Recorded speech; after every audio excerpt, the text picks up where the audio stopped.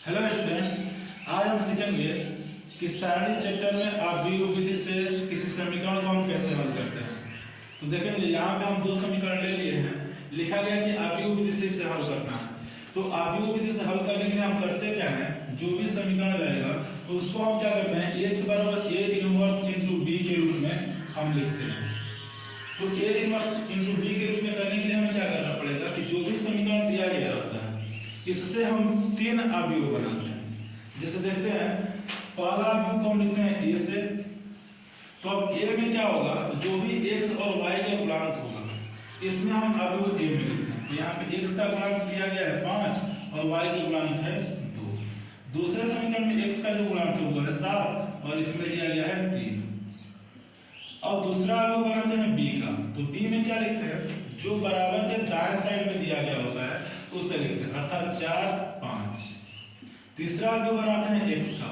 तो x में क्या होता है, जो भी इसमें अचर पद दिया गया होता है x y z, इसको हम अस्थिरांक के रूप में इसमें लिख देते हैं। तो इसमें केवल x और y है, इसलिए केवल इसको हम अस्थिरांक में लिखेंगे। तो अब यहाँ पे देख रहे हो कि इसको करने के लिए हमें a इनवर्स इनटू b का मान चाहिए। तो सबसे पहले हम क्या करेंगे, जो दिया गया इसका हम इनवर्स निकालेंगे। इनवर्स निकालना भी आपको बता चुके हैं कि इनवर्स कैसे निकालेंगे। तो इनवर्स निकालने के लिए सबसे पहले इस अवयव का हम मान निकालेंगे। तो इसका भी आपको बताया गया है कि बस 2 गुणे 2 कोटि का है, तो 13 गुणा करके घटा देंगे। तो 5 3 हो जाएगा 15 और 7 2 हो जाएगा 14। इसको घटाएंगे तो क्या हो जाएगा, 1 हो जाएगा।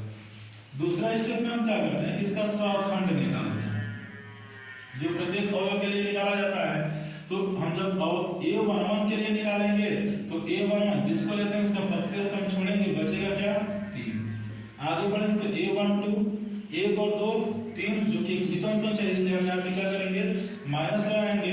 तो 1 2 देख रहे हैं ये 2 है, तो इसको हमको छोड़ना पड़ेगा, बचेगा क्या 7।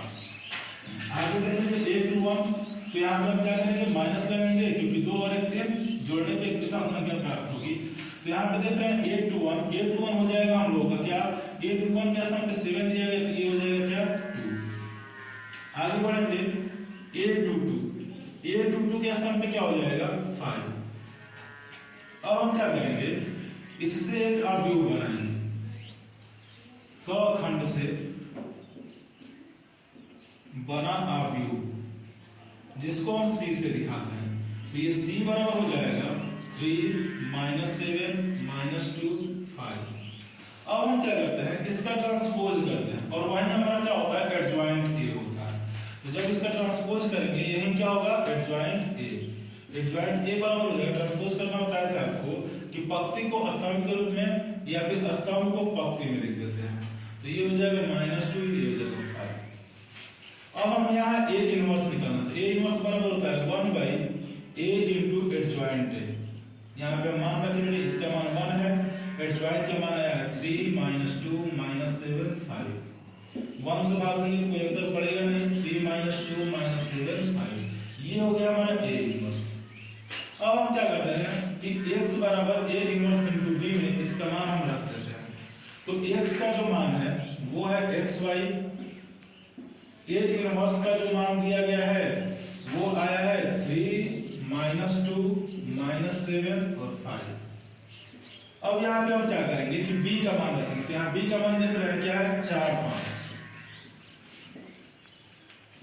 अब इसका गुणा करना है। तो गुणा करना आपको बताया गया है, पहला पद पे पहला स्तंभ गुणा करके क्या करते हैं, जोड़ देते हैं।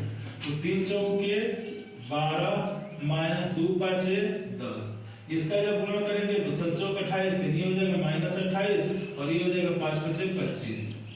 इसको जब हम हल करेंगे तो ये हो जाएगा 2, और इसको जब हल करेंगे तो ये हो जाएगा -3।